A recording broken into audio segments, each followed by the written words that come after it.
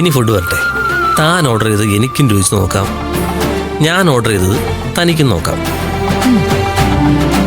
ഈ തുല്യത എന്നൊക്കെ പറഞ്ഞ് വെറുതെ നടന്നിട്ട് കാര്യമില്ലല്ലോ. തുല്യത നമ്മൾ മനസ്സറിഞ്ഞുണ്ടാക്കേണ്ടതാണ്. We are equal to me. അങ്ങനെയാണ് എൻ്റെ കൺസെപ്റ്റ്.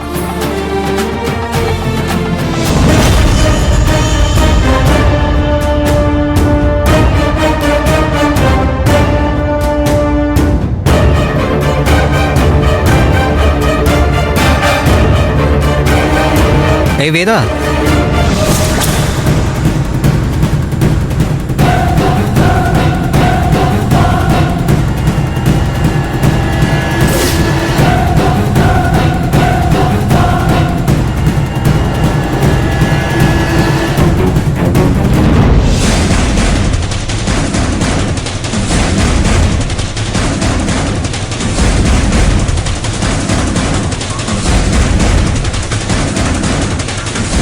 എടാ താനിത് എവിടെയാണ്?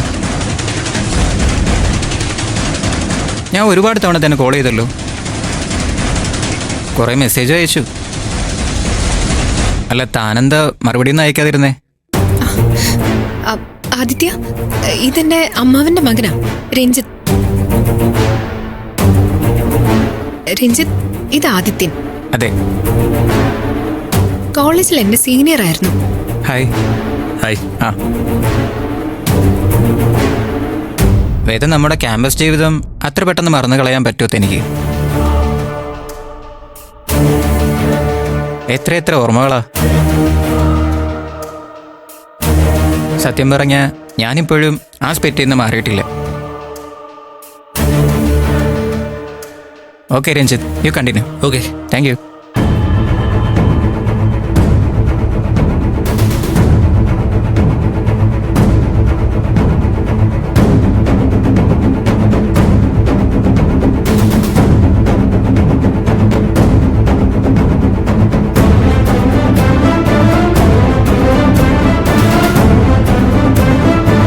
രഞ്ജിത്ത്, വേറൊന്നും തോന്നരുത് കേട്ടോ.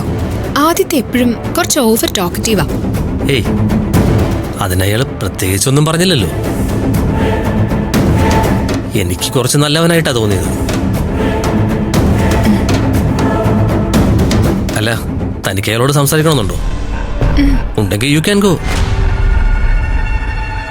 ഏയ് ഇല്ല, ഞങ്ങൾ അങ്ങനെ അധികം സംസാരിക്കുന്ന കൂട്ടത്തിലല്ലായിരുന്നു. അയാൾ സീനിയർ അല്ലേ, അതിന്റെ ഒരു പേടി. ഹേയ്, ഇപ്പോഴും അങ്ങനെയൊക്കെ ഉണ്ടോ? എനിവേ, ഫുഡ് വരാൻ ലേറ്റ് ആവാൻ തോന്നുന്നു. ഞാനൊന്ന് വാഷ്റൂമിൽ പോയിട്ട് വരാം. ഓക്കെ.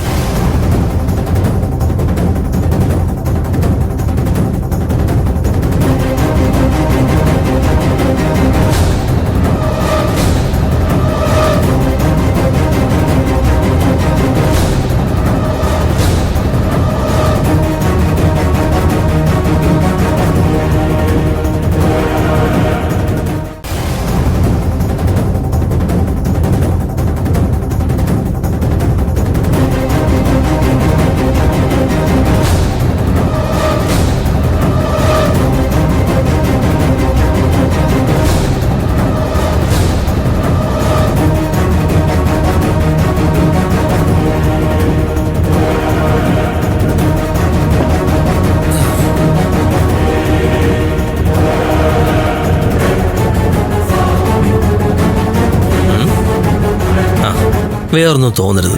ഞാനൊരു പേഴ്സണൽ കാര്യം ചോദിച്ചാൽ ബുദ്ധിമുട്ടാവും? എന്ത് ബുദ്ധിമുട്ട്? വേദയും ഞാനും തമ്മിലുള്ള വിവാഹം നടത്തണമെന്ന് ഞങ്ങളുടെ വീട്ടുകാർക്ക് ഒരു താല്പര്യമുണ്ട്. പക്ഷേ ഞങ്ങൾ രണ്ടുപേരും അതിലൊരു തീരുമാനം എടുത്തിട്ടില്ല. സത്യം പറഞ്ഞാൽ ഞങ്ങൾ ഒരുമിച്ച് യാത്ര ചെയ്യുന്നത് തന്നെ പരസ്പരം മനസ്സിലാക്കുക എന്ന ഉദ്ദേശത്തോടു കൂടിയാണ്.